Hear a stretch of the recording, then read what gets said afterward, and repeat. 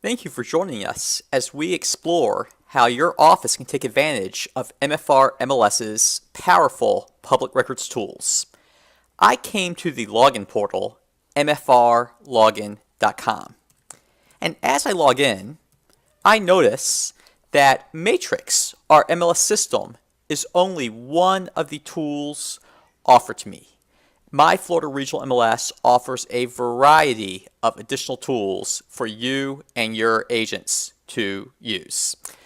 After Matrix, we see that we have buttons for both Realist and for iMap. Realist and iMap are both comprehensive public records products. Both of these tools pull records from properties in all 67 counties in Florida and give you reports in a uniform format. So, if I am an office that works in multiple counties, maybe I'm on the north end of Tampa and I work in Hillsborough, Pinellas, and Pasco County. Maybe I'm in North Orlando. I work in Seminole County, in Lake County, and Volusia County. I can pull reports on properties from any of those counties and have the reports in a uniform format. So, we're going to take a look today at some of the uses of these public records tools. We're going to give examples in both Realist and iMap, and we're going to look at two different uses of both of these products. We'll start by exploring public records as a research tool. Perhaps I am getting ready to go on a listing presentation, or maybe I'm an agent who is getting ready to submit an offer for a buyer. What are some of the things I can find through a Realist or iMap report that can add value to the transaction, that can make me stand apart from the competition? Then for the second part of this presentation, we are going to look at Realist and iMap as farming tools. How can we use these tools to create very specific, highly targeted, strategic mailing or call lists, and to even generate mailing labels directly? Both tools are very similar. Realist and iMap serve the same functions. They are just different vendors, different interfaces. Which tool you use is completely a matter of preference, and it's just a matter of getting in there, playing around, seeing which one you like better. I'm going to give an example of using public records as a research tool through iMap. So we'll start this presentation in iMap, and then we'll use Realist to do the strategic farming. But you can use either tool for either of those functions. Let's start by talking about the various ways to access Realist or iMap. One way is to go into Matrix. If you're in Matrix, and if you run a search and you are looking at listings, you can actually link to both Realist and iMap reports straight from a listing, either through these icons over here on your agent single line display. The courthouse icon is Realist, the globe with an eye is iMap, or within the actual listing on top of the report. You can go into Realist or iMap from here as well. You can also access these tools through the Text tab in Matrix, or back on the single sign-on page by clicking on either of these icons. Let's start by going to iMap, and let's look up a property for research purposes. So one of my agents might be going on a listing presentation and wants to know the background of the property before going on that appointment, or we're getting ready to make an offer and we want to do a little research. So the first thing I want to notice is that in iMap, you have three different forms: a tax search form, an MLS search form, and a foreclosure search form. Realist has very similar search forms as well, which we will see later. Basically, all of these forms have similar functions to use various fields to pull public records for properties. The tax search form uses fields you would normally find on the tax records, the property appraiser's website, the clerk of court site. The MLS search form pulls public records of properties with corresponding MLS listings. Great tool for later in class when we look at coming up with lists of all expired listings. And the foreclosure search form has fields to search for distressed properties. So I'm going to start in the tax search form, and I'm going to set my search area. Which county is this property in? In this case, Hillsborough County. And I can search for a particular property by owner name or by address or parcel ID, or I can search for multiple properties, subdivisions, zip codes, and all properties that meet certain criteria. But in this case, let's pretend that I'm going on a listing appointment at this address, 4210 Dale, start search, and I can pull the public records for that property. I'm going to go into the actual record. So in iMap, and once again, Realist has very similar reports, very similar functions, we are going to see a wide variety of information from various sources, from the county property appraiser site, from the clerk of court site, flood zone information from FEMA. We have links to comparable properties. We have links to MLS statistics, to demographics from the Census Bureau, and Realist has similar reports as well. So all in one place, in one format, regardless of what county in Florida this property's in, I have all of this information. What I want to do for this session, since we have limited time, I'm not going to show you everything on this report, but just a few things that could really add value to a transaction. So let's start by going to the value information section in iMap. Let's go to the section of the report that gives us all of the values and tax amounts. At first glance, to many of your agents, especially to a newer agent, this just looks like a chart of numbers, and they might or might not know what to do with this data. Perhaps their eyes will gravitate to the bottom corner and see that the taxes for 2017 for this home was $7,700 a year, and that's it.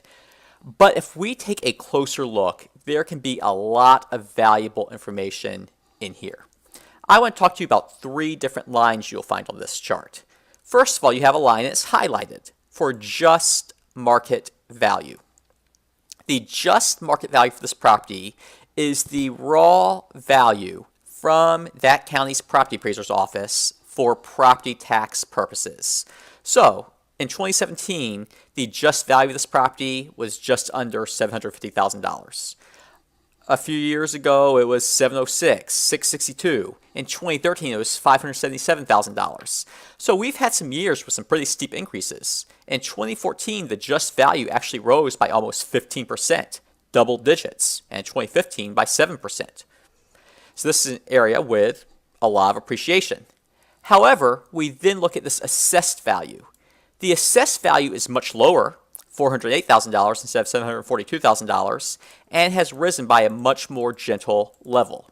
That's because in Florida, for homestead exempt property, and this property we see does have a homestead exemption, it says yes for homestead, the assessed value is capped at rising by either 3% a year or the rise in consumer price index, whichever is lower. So this year in 2014, when the just value rose 15%, the assessed value only rose by, looks like, only about 2%, whatever the change in CPI was. And because these owners have been in this property for so long, 23 years now, they bought this property in 1995, as we see from the next section. After 23 years of this capped rate of increase, we see a much lower number for assessed value, just a little over half of the just value. Then we have the homestead exemption amount of $50,000. The taxable value is only $358,000, and that is what taxes are based off of. So what does this mean? Well, one thing that I need to be aware of is that when this property changes hands, next year for the new owner, the assessed value will reset to the just value. So if I'm working with a buyer in a case like this, and I see that the assessed value is $408,000 while the just value is $742,000, I want to make sure that my buyer is aware that their taxes are going to be quite different next year when they get their bill. And while the real estate contracts in Florida do make the property tax disclosure, we don't really know what's going to happen unless we look at the actual numbers. If this was not a homestead exempt property, and if the assessed value and the just value were the same or very similar, then taxes would not be impacted too much when the property changes hands. But in this case, we're going to see a major impact.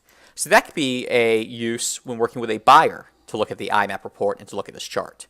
Now, if I have a listing and I'm talking to my seller, one of the greatest benefits we have in Florida that so many property owners are not aware of is that this benefit, between assessed and just value is portable. So if these individuals sold their home, they buy a new property in Florida within 2 years, place a homestead exemption on it, and fill out the portability paperwork through their county, they can transfer this benefit with them, the difference between the assessed and just value. If they downgrade to a property that's valued at less, they will transfer over the percentage difference. And if they upgrade, if they move to a home valued at more, they will transfer over a dollar amount up to $500,000. A few things here from your agent's perspectives. This could tip the scales on whether or not these sellers want to buy a new home or rent a new home. That happened to me in the past, back when I was an agent, where I had a seller who had a benefit like this, who thought they were just going to rent for the next 3 to 5 years and just to try to figure out what they were going to do. When I showed them this benefit they would be giving up, they decided to buy instead. If these owners were on the fence about selling, maybe they were thinking, oh, well, I'll just rent out this home instead of selling this home. Well, once you rent out a home, you lose your homestead exemption and you could lose this benefit. So there are a lot of ways how just going a little bit in depth into this report can bring tremendous value to a seller or to a buyer. And the last thing I want to mention about this value information, most of you have probably heard a lot about Amendment 2. Florida Realtors has kicked off a marketing campaign. Amendment 2 is talking about the cap in assessed value, or the rise in assessed value, for non-homestead exempt properties. Currently, this rise for a property without a homestead exemption is capped at 10% per year. So a year like this in 2014, where the property value went up by 15%, had this property not had a homestead exemption, the assessed value would have still been capped at 10%. That expires at the end of 2018 unless the amendment on the November ballot is passed to make that permanent. So just be aware of that when you hear about Amendment 2 from Florida Realtors. That's what this is talking about. So that is one use of this report. That is one piece of valuable information we can find in this report. Let's look at some other uses. So now I'm going to scroll down and I'm going to look at the flood zone section. And I see something a little confusing here, that this property is partially in a flood zone, partially in zone X, but also partially outside of a flood zone in zone, I'm sorry, I said that wrong. This property is partially outside of a flood zone in zone X and partially in a flood zone in zone AE. So I want to know a little more. What does this mean? Is this primarily in a flood zone? Is this primarily outside of a flood zone? Will flood insurance be required? So that might take a little more digging. So in iMap, I'm going to scroll to the top of the report to where I see the map. And I can actually zoom in or zoom out on my map. I want to zoom in a little more on my subject property. My subject property is centered on the map. I'm going to keep zooming in. It's outlined in red. I have multiple map views. I have a street map view where I can just see the street and listings pinned to it. I have an aerial view, a flood zone view, a property type view. But I want to start in the flood zone view. So under my map settings here on the side, click on flood zone. And I see that anything in green, green says that we're outside of a flood zone. This is the zone X out of the flood hazard areas. Yellow means that we're in a flood zone.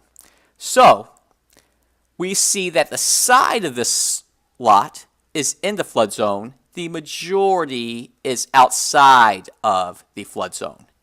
So now I'm going to get my measuring tool.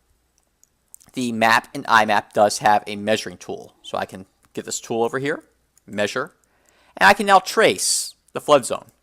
I can actually get dimensions, how much of this lot is actually in the flood zone versus outside of the flood zone. 42 feet of the lot is in the flood zone. So I'm now going to switch to aerial view. And when I switch to aerial view, I see where the house begins. So let's come to the edge of the house over here and measure to the lot. And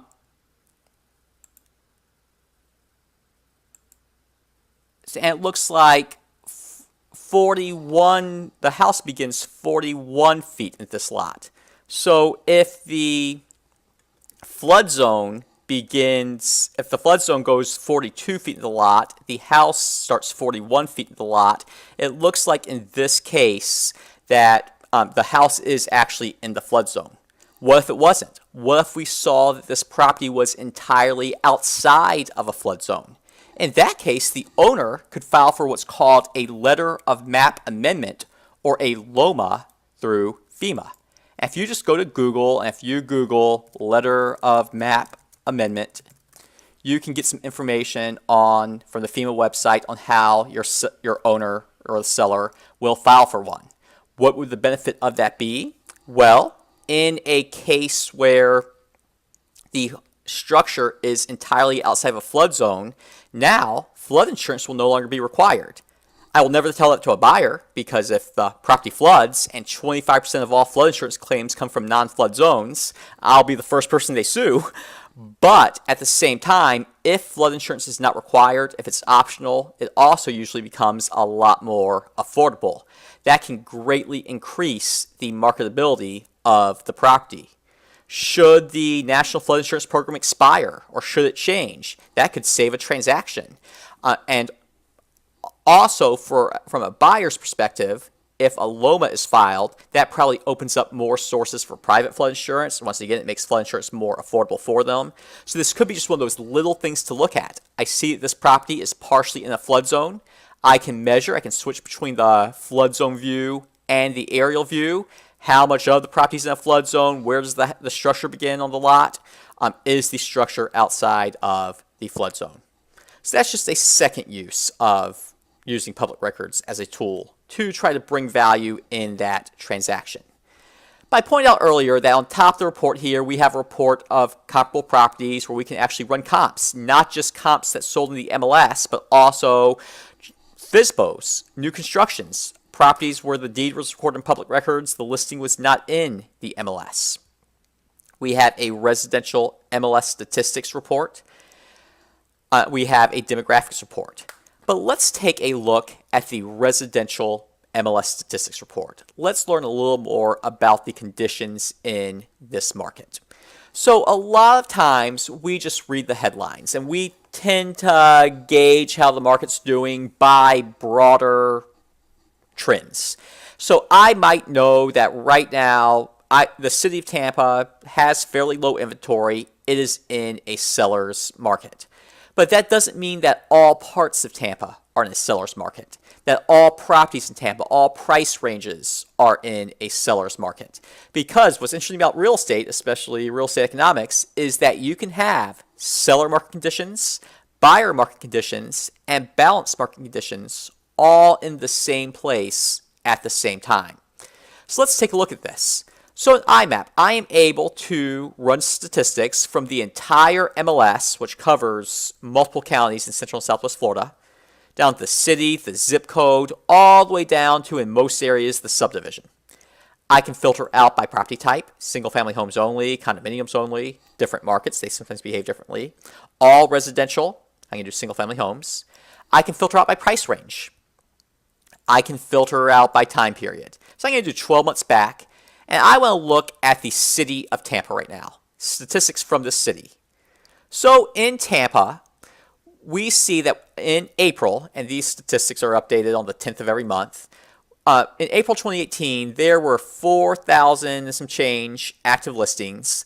The median list price for the city was $280,000, and it looks like that's been a little bit of variation throughout the last year, but that's up from what's been for the past few months. The median days on market for current active listings has been 48. The absorption iMap is going to be average sales per month based on a 12-month rolling average. So over the past 12 months, an average of 1,333 single-family homes in Tampa have sold every month.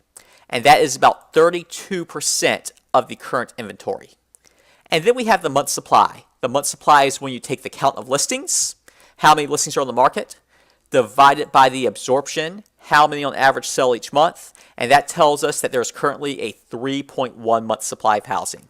If all else were equal, if nothing else entered the market, it would take 3.1 months for this market to clear. Now, most economists will say that if you have 5 months or less supply, you're in a seller's market. 6 to 10 months, you're in a fairly balanced market. And when you get into double digits, you're in a buyer's market. Fannie Mae has different definitions, and different people will say different things. But as a general rule of thumb, 3 months supply, that means that the city of Tampa is in a seller's market. But look at the median price for the city. Now, let's drill down now to South Tampa, zip code 33609, a pricier zip code within Tampa. The median price is $559,000, twice that of the median for the city. The absorption is about 29 sales a month in that zip code, 16% of the inventory versus 32% for the city. Month supply, 6.1 months. So for that zip code, that area in Tampa, we're not in as much of a seller's market. We're in a much more balanced market. What about the subdivision where this particular subject property is located? Because I accessed this report from that property report. Well, in this subdivision in Beach Park, oh my gosh, look at this. 1.1 million is the median price. This is a very high price subdivision. This is almost 3 times what the median price for the city is. 3 properties are selling every month on average, only 8% of the inventory. We have an 11.7 month supply. So in that particular zip code, even though the city of Tampa is in an extreme seller's market, here we're in a buyer's market. And that's changed over time. We've seen how the trends have fluctuated, largely based on how many listings we have. There are some months where everyone's trying to list their home. And then maybe some of those listings expire. Some of the sellers find out they can't get as much for their home as they wanted. They withdraw the listings, and that balances out the supply and demand, and the month supply goes down a little bit. But in this case, if I were going on a listing presentation in Beach Park for a home that's valued at over $1 million, I'm not going to go in there with City of Tampa statistics. Oh, Tampa's in a seller's market. There's only a 3-month supply of housing. No, not for this type property. For higher end properties in this subdivision, there's a pretty extensive supply and there's not a whole lot of demand. It might take some time for this property to sell. And I'm going to keep that in mind too when I negotiate my expiration date on a listing agreement. So I can also filter out by price range, maybe just the $1 million plus properties in Beach Park. Let's see if that makes a difference. Oh, now we have a 15.4 month supply of housing. I can then switch from the inventory tab to the sold listings tab. So for sold properties in this zip code or in this subdivision, let's look at this zip code and let's go ahead and just do all price ranges. What is the median days on market? If I filter out by price range, how has that changed? I go down to the subdivision, how has that changed? So I can get a good idea here on what is going on. I also have a tab called All Sales. I love this one because it shows me MLS versus non-MLS. So I'm going to look at this zip code, the zip code 33609 in South Tampa, and I see that in April, 20 properties sold through the MLS, median price $472,000. 3 properties sold outside of the MLS, median price $340,000. Oh, by the way, any of these reports I can email, save, or print. If I were to print this and bring it with me on a listing presentation, I could probably really shut down any argument about why it might be better to list the home by owner and try to avoid paying a commission to a real estate agent. Because we see here, yes, you could sell by owner, but as a general trend in this area, in this zip code, homes that sell outside the MLS are selling for substantially less. There are some months, such as February, where the median price for the non-MLS was actually higher. And that does happen from time to time, especially in an area with a lot of new construction. Maybe a lot of the sales that month were from a builder who was building several properties on the same street, and they all sold for a high amount. So we should be aware of these little things that can occur in our hyper-local markets, but as a general rule, this table usually provides some very interesting data. So I gave you a few examples. So on the property tax report in iMap, I pulled this by just either running a direct search in iMap or clicking the iMap button in a listing. I was able to see the information from the public records about this property, some of the characteristics. I was able to look at some of the valuation information, kind of gauge what taxes would do for a new owner, to see if this seller has any tax benefit they might be able to bring with them to a new home. We were able to look at flood zones, and if the property's in multiple flood zones or in a flood zone, out of a flood zone, is the structure in a flood zone? And if so, what are some things we could do about that? I looked at residential MLS statistics. So that's just a basic overview of some of the research you can do in iMap. But once again, by going to the iMap searches, I can also run searches on broader criteria, pull all properties that match my criteria. We're going to do that next. We're going to talk about farming, creating mailing and call lists.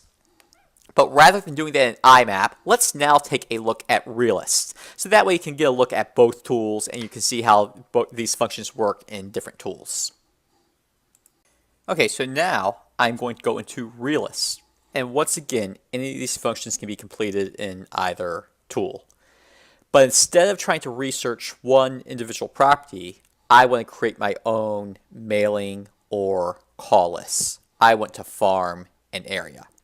So just a little bit about how Realist works. You have two different tabs. You have a quick search tab that allows you to search for an individual address or an individual owner or multiple owners by clicking this plus sign. The public records for an MLS listing, the property ID. But under this My Search tab, we have several forms available to you. If you go to this yellow folder, the search folder, just like in iMap, you have a tax search, an MLS search, a foreclosure search. You can also save your own searches or your own custom forms in Realist. Now on top over here, we can choose our region. We can choose which counties we want to work in. So I'm going to click up here and say change region. I can choose, I believe, up to 8 counties. So I'm going to be giving several examples today throughout the MLS region. I'm going to add some stuff in here. I want to add in Polk County, let's see, Seminole County, Volusia County. But as many counties as you work in, depending on where you are in the MLS region. So I'm going to click apply. So now I can actually search in any of those counties. And I'm going to use the tax search form. So once again, under this yellow folder, go to tax search. I want to start by creating my own lists from some fields in public records. So here's one scenario. Maybe I want to farm a subdivision in Tampa called Parkland Estates. And I don't just want to reach out to everyone in that subdivision, but I want to find the people there who have been in their homes for 20 or more years and who have a larger home. Maybe some individuals who are getting ready to downsize. Because this is an area where property values have skyrocketed over the past 20 years, these could be individuals with a lot of equity in their home. They bought for much lower than what they can sell their home for today. And because this is an area with a lot of larger homes, the people who have been there for several decades might be ready to sell. Perhaps sell their home, maybe it's $1 million plus listing, and then replace it with a very nice condo on the beach or condo on the water somewhere. This could be a good source of business for me. So how do I do this? I'm going to go into these search fields, and I have all these different fields to choose from. I have subdivision, I can choose from a list, city, zip code, where the owner receives their mail, if the property's owner occupied or not, bedrooms, bathrooms, year built, living area, if there's a pool, site influence such as water frontage, the last sale date. So all of these are fields I can use in the search. But in this case, I want zip code 33609. I can put the zip code in here in case there's multiple subdivisions of the same name throughout the region. Zip code 33609. I'm going to go to the subdivision field. I'm going to select from a list. I'm going to enter the name of the subdivision, Parkland Estates, search, and choose the subdivision. Apply. And now I will put these additional filters in here. I could just stop here. I could go ahead and run the search here, but that's going to give me everyone in the subdivision. But I want homes with a living area greater than let's say 2,500 square feet, or whatever I call a larger home, maybe 3,000 square feet, 2,200 square feet, but I'm going to do 2,500 square feet in this case. And the last market sale date, I want to be less than, and let's go with, I don't know, 6/1/1998. I want individuals who have lived in their home, who bought their home, the last sale was more than 20 years ago. Now, I don't know if they lived in their home or not because I did not filter by the owner-occupied yes/no field, but I am saying they bought their home 20 years ago. So I'm now going to say search, and it's going to run the search, and let's see how many records match this criteria.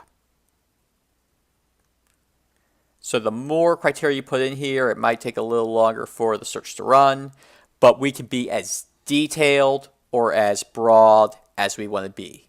There are some agents, some brokers who like to do a broader search. They want to canvass an entire subdivision. Maybe they want to start with their own neighborhood and send all of their neighbors mailing and to create a list of all their neighbors.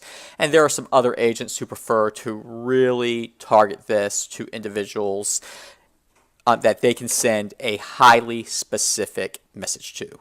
So in this case, I might want to send a message about downsizing. So here we go. I have 66 records that match this criteria, all in that subdivision, in that zip code. The square footage is greater than 2,500. The last sale date was more than 20 years ago.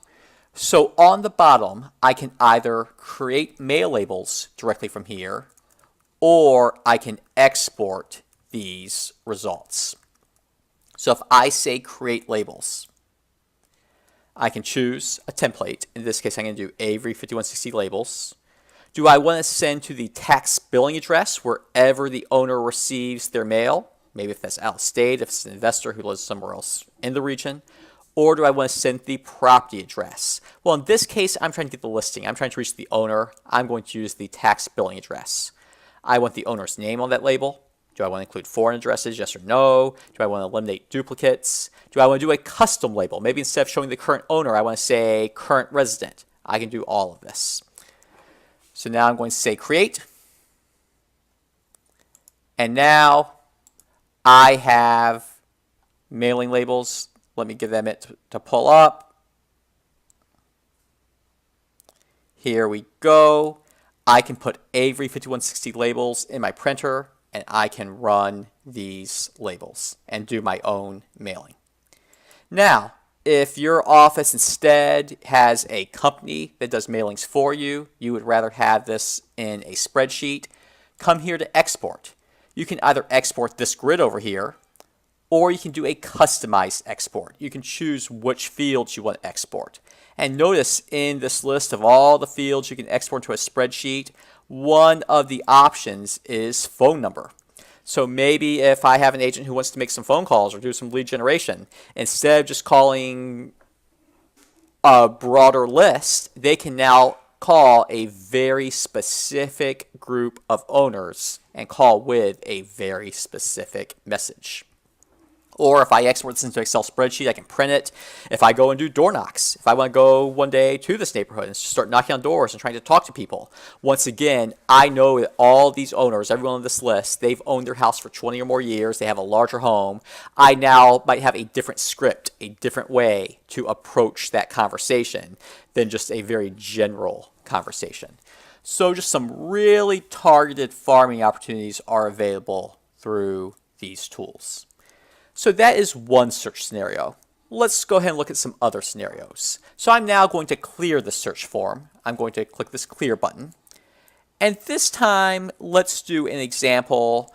Maybe I'm going to be in the Sarasota area. And there's a condo complex in Sarasota called Lido Shores.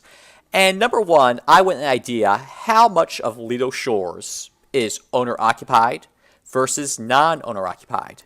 So under subdivision, I'm going to enter the name Lido Shores. So there's Lido Shores. There's also South Lido Shores. I'm just going to do the regular Lido Shores. I'm going to only choose one. And now under owner occupied, I want to say yes. Lido Shores owner occupied equals yes. Search. let's see how many properties there are. There's 9 units in Lido Shores that are owner occupied. If we say no, there are 23 units that are not owner occupied. So it seems like the majority of Lido Shores is not owner occupied. Maybe I want to find out any of these non-owner occupied units.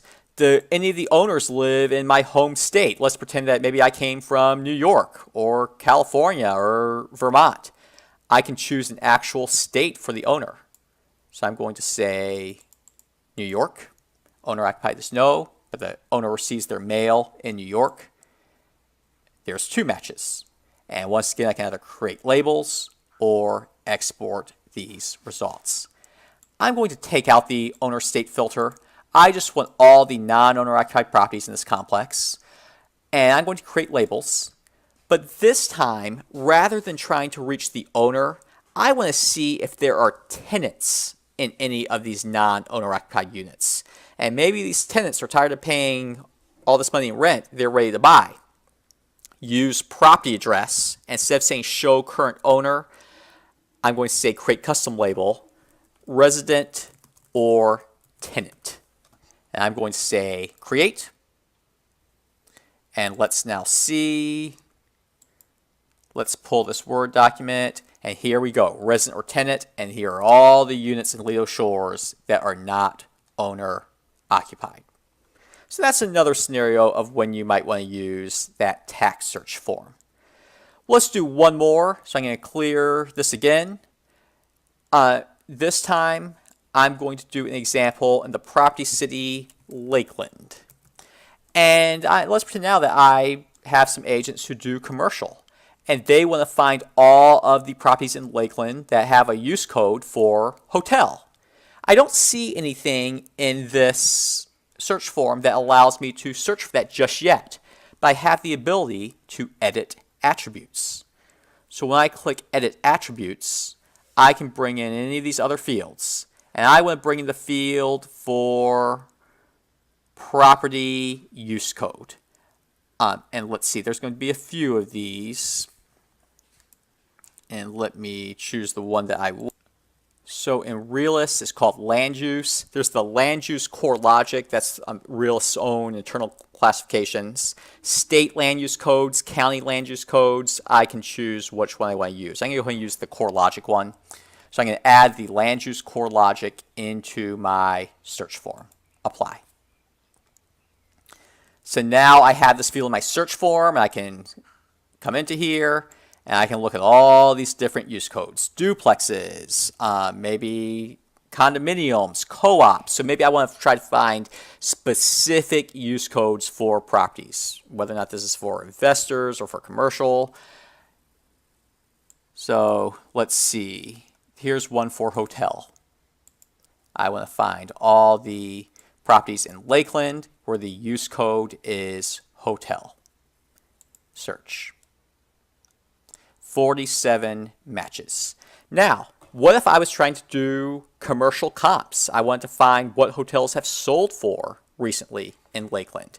I can now add in a market sale date. Maybe the market sale date was greater than, I don't know, a year ago or 6 months ago or whatever it might be. But in this case, I want to, if this is my area specialty, I want to reach out to all the hotel owners in Lakeland, create labels, or export. Another use of the tax search form. So now that we gave a few examples of the tax search form, and there's more, the sky's the limit. Maybe you have a buyer. They want to be in a certain complex or a certain subdivision. They want to be within a certain square footage range, or a home with a pool or a home with a fireplace. And you cannot find anything like that in the MLS. What they want doesn't exist.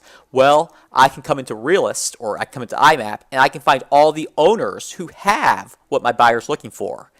And then I can see if I can reach out to any of those owners. Hey, I have a buyer who wants a home just like yours. Are you looking to sell? Maybe I'll send out some handwritten notes. There really are some great possibilities here. Maybe I have a listing. I have a listing and I want to try to send postcards out to potential buyers.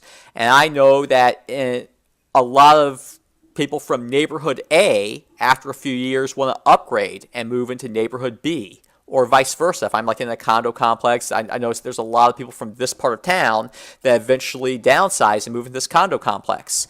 I can try to target mailings to potential buyers as well. One more thing before we move on to the MLS search form. After I edit the attributes of this form, so I added in this field for land use, I can save that. I can either save a form, just a blank form with custom fields, or I can save a search. A save form is just the blank fields that you can run any search off of. A save search has the fields already populated with your criteria. So under the save button up here, I can do either of those. But now let's go ahead and let's do an MLS search. So remember, this is not really an MLS search the way how we think about it in terms of looking for listings. We are trying to find the owners. We're trying to find the public records of properties with corresponding MLS listings. Now what I want to do here is I want to find all of the listings that have expired in, I don't know, my city, my zip code, my subdivision. This time, let's do a Seminole County example in the Orlando area. We're going to do zip code 32701. That's the same zip code where my Florida Regional MLS is headquartered. So I'm going to say zip code is 32701. The MLS status is expired. And if I want to, I can even put in an expiration date range. MLS data goes back over 10 years, so I don't just want anything that's expired, or maybe I do. Maybe I do want to find someone who had a listing expire back in 2007, and now they might be ready to relist again. But in my case, I want to find maybe expired listings for the past year. So I'm going to say expiration date is greater than, let's say, 7/1/2017. Search, and let's see, in this zip code, for listings that have expired since July 1st, 2017. Let's see how many we have. Here we go. 14 listings have expired in this zip code in this time period. Once again, create labels if I want to send a mailing out, or export if I want to go knock on doors, or just send my own mailing, or print directly on postcards. But that's just another use of Realist as a farming tool. So this time, let's come into the foreclosure search form. And under the foreclosure search in Realist, you're able to search for properties in any of these three phases of a foreclosure. The pre-foreclosure phase, meaning the owner still owns the property. However, they're in default, they're behind on their loan, the lender has filed a lis pendens, it's a filing through the public records saying that we intend to foreclose, there's legal action pending. So this could be a good source of listings because these owners still own and can still dispose of their property. We'll do a scenario there. Auction, I can search for properties that are in the auction phase, and maybe that there are auctions and the auction date is greater than today. Upcoming auctions, if I'm working maybe with an investor who wants to look at those types of properties, and properties that are bank owned. Maybe I want to find all the bank owned properties in my farm area and find out maybe there's some community banks that have properties they've repossessed that haven't been listed yet. I might be able to establish a relationship there. That could be a good opportunity. But I want to do an example for properties in pre-foreclosure. And not only do I want pre-foreclosures, but I want pre-foreclosures that potentially have equity. That maybe the owner purchased the property during the downturn, maybe between the years 2008 and 2011, where property values were lower, and since then property values have gone up pretty substantially. So these are sellers who likely have equity in their home, even though they're in pre-foreclosure, even though they're behind on their loan. That could have happened for any reason, change in job, change in health situation, but they might be able to sell, pay off the bank, and then move on their merry way. So I'm going to add in an additional field here. So I can click on Edit Attributes, and I want to bring in the field for the last sale date, last market sale date. And now I'm going to say last market sale date is between 1/1/2008 and 12/31/2011. Just in knowing this market, in that range of dates, property values were a lot lower than they were today in most areas in Central Florida, and property values were declining during that time period, and in most areas have gone back up since then. Of course, there are always anomalies.